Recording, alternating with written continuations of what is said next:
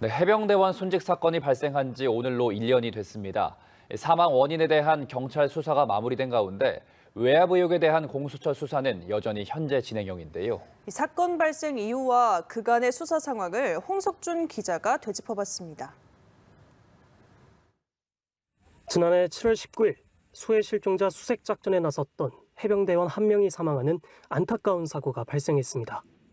급류 수색에 나선 군인들이 구명조끼나 로프도 없이 현장에 투입된 사실이 뒤늦게 알려져 군 인력 동원에 대한 비판이 잇따랐습니다. 구명조끼는 하천변 수색 참가자들에게 지급이 안 됐습니다. 당시 상황을 고려한다면 구명조끼를 착용하는 것이 맞다고 봅니다.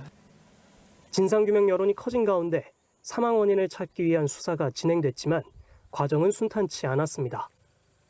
박정훈 전 해병대 수사단장은 임성근 전 해병대 1사단장 등 8명에게 혐의가 있다고 판단한 조사 결과를 군에 보고했지만 국방부는 반발했습니다.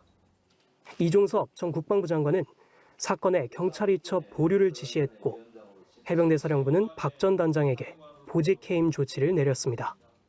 국방부는 경찰로 이첩된 사건을 회수한 데 이어 재검토 결과에서 임 전 사단장의 혐의를 제외했습니다.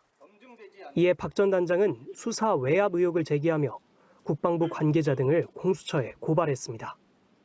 알 수 없는 이유로 국방부 법무관리관으로부터 수차례 수사 외압과 부당한 지시를 받았고 저는 단호히 거절하였습니다. 공수처는 국방부와 해병대를 압수수색하며 강제 수사에 돌입했고 이후 핵심 피의자들을 소환해 조사를 벌였습니다. 공수처는 VIP 경로서를 시작으로 임성근 구명 로비설까지 광범위하게 수사를 진행하며 진실규명에 나서고 있습니다. 하지만 아직까지 가시적인 성과는 없는 상황입니다.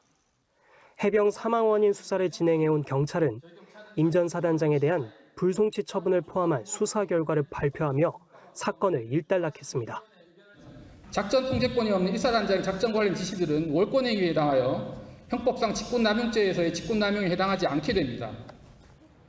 해병대원 순직 1년.